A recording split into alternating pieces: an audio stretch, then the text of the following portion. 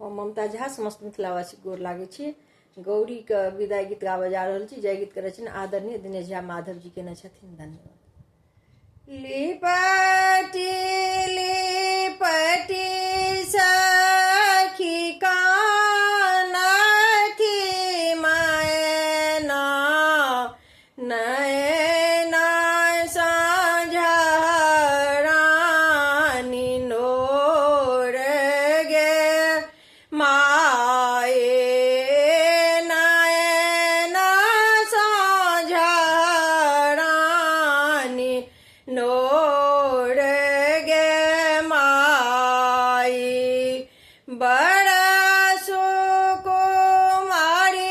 मोरी गिरा जा दुलारी प्राण पियारी धिया मोर गे माई प्राण पियारी धिया मोर गे माई बसहा चढ़ल बड़ा संग कहरिया चली भेली नैरा छोड़ी गे माई चली भेली नैरा छोड़ी गे माई नयना साँझरानी नोर गे माई रही रही सिसकाई सखिया सहेली या गौरी बिनु फाटत कोढ़ गे माई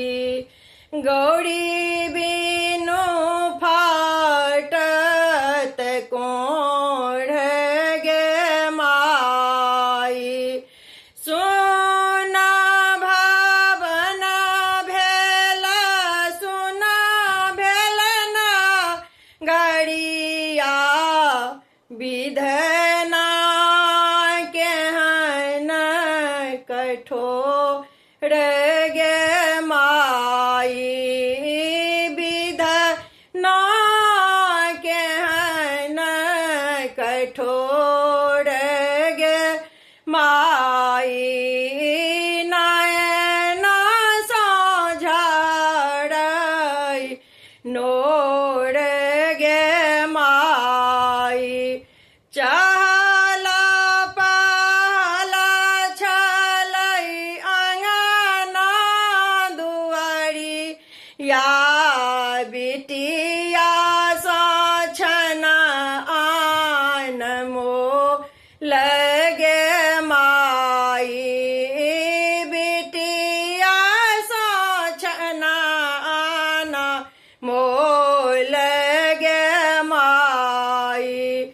नयना साँझराई नोर गे माई जुनी कानो जुनी खिजु मैना रानी विधना के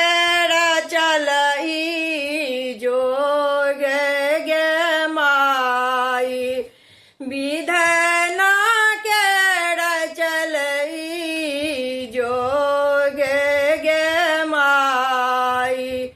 भनाही माधव कबीरा चलई छांद गावत भाव विभोर गे माई गावत भाव विभोर गे माई नयना साँझराए नोर गे माई नयना सा जा